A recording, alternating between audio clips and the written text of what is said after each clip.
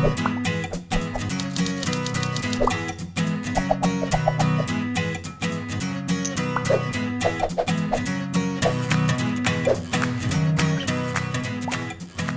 traders and investors, Tyson Clayton here. Hey, I wanted to put together a quick video talking about scalping indicators. We put together a video before talking about what the scalping market is, what you do when you scalp trade, all right? But let's talk about the indicators we can use. These are just some of the indicators that I love using when I scalp the market. Now, first of all, let's remember what we do when we scalp. When we scalp, we're looking to get in today, right now, and get out as fast as possible so we can get paid and then go do other things. Let's talk about some of these indicators we can use. There's something called moving averages. I talked about that in another video also. Moving average is essentially just the average price over a certain period of time. One of the ways that scalp traders love to use moving averages, they plot two moving averages together and they look for crossovers, right? So let's just hypothetically say that this was a 21 period moving average, the green line, and this was a 5 period moving average.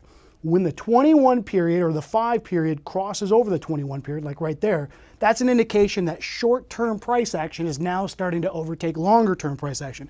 And we want to look to buy. Scalp traders will jump into that opportunity. A lot of times we'll get a rise higher.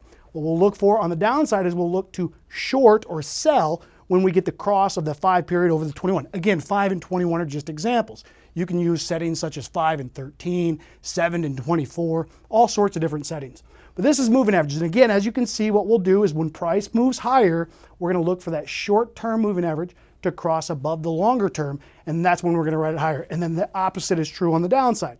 And we want to just ride the waves. Now, moving averages are awesome to use for entry techniques, but they can lag a little bit because they're behind price. It's looking at the average of the last 5 days or 5 hours or 21 hours, right? Here's what we want to do. We want to combine this with other indicators such as the Parabolic SAR. What is SAR? It's stop and reverse. What we like to do is we like to combine entries with moving averages with parabolic stop and reverses. As you can see here, what a parabolic stop and reverse does, not to get real technical, but what this does is it'll track along with price much closer. And it uses what's called pivot points, right? So these little peaks and valleys. It uses these pivot points. And when price is able to break through that pivot point, the parabolic stop and reverse will cut through price aggressively. Instead of floating through price, it'll cut through and it'll go to the top side. And then when price comes down and it cuts through this top side pivot, it'll cut through aggressively to the downside. And as you can see, so what traders will do is they'll use the entry points, like right over here, enter over here on this long, and then we use the exit for the parabolic stop and reverse when we get that shift to the upside. These are just two examples of some amazing indicators that scalping traders use. We have many, many more that I'd love to go over. I'd love to invite you to one of our live trading sessions. I want you to sign up right now. We'll see you in the trading room.